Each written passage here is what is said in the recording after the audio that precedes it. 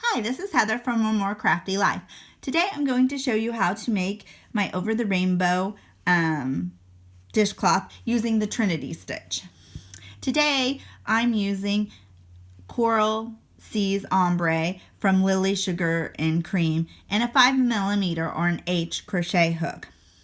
And this video will be left-handed. For the Trinity stitch, you need a multiple of 2. For the washcloth, to get a 9-inch square, I chose to chain 36. So let's get started.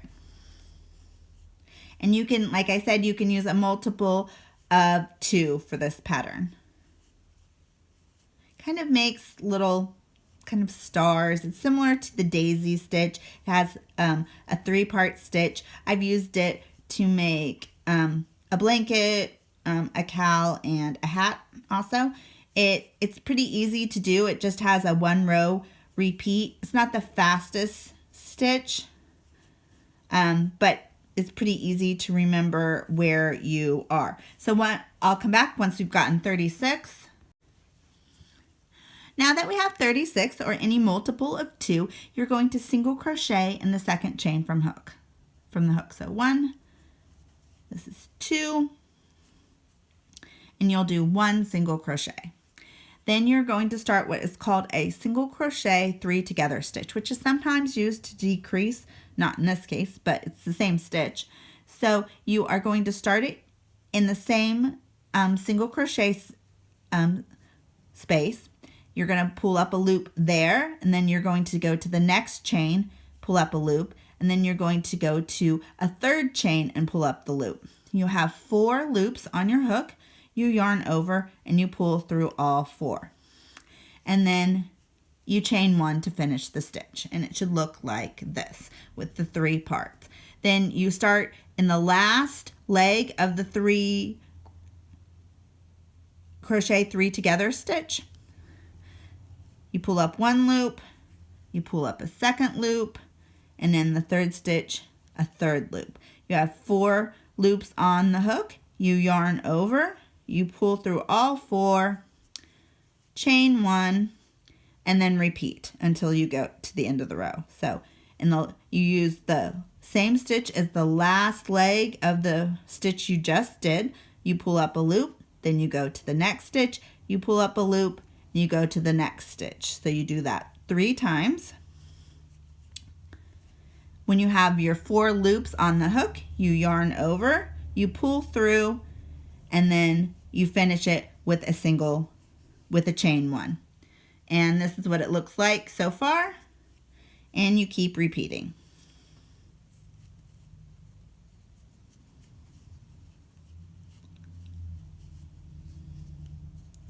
Always remembering to start the next stitch in the last stitch, that last leg that you just did.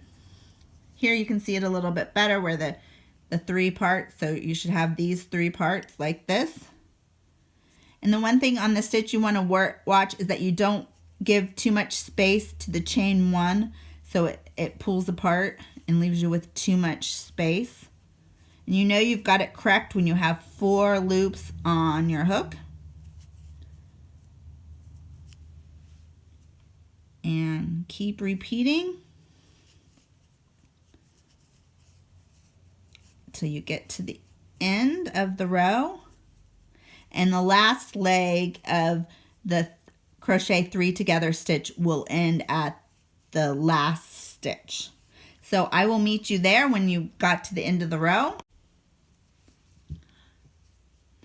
Okay, you can tell that you counted right when you end up with 2 stitches and 3 all together. So then you do your last crochet 3 together stitch, which should end you up in the very last chain of the row, and then you're going to do 1 single crochet for the last stitch, and that's how it always ends, with 1 single crochet. So here you go, you can see what the first row looks like.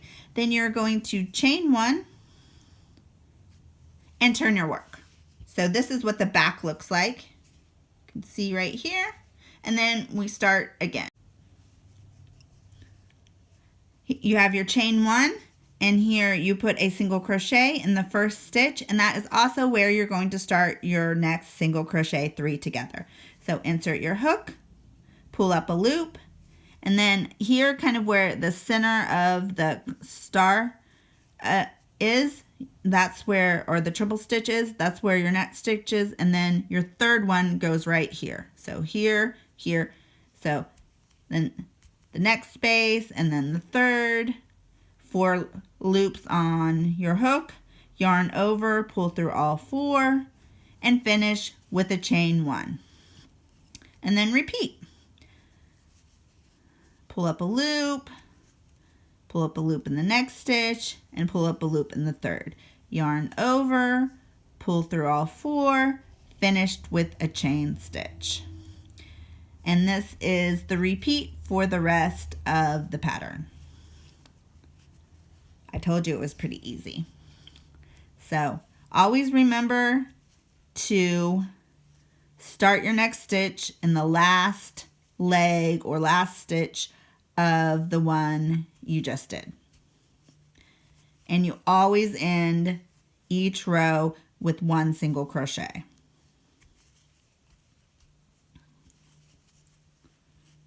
And each stitch is finished by a chain 1.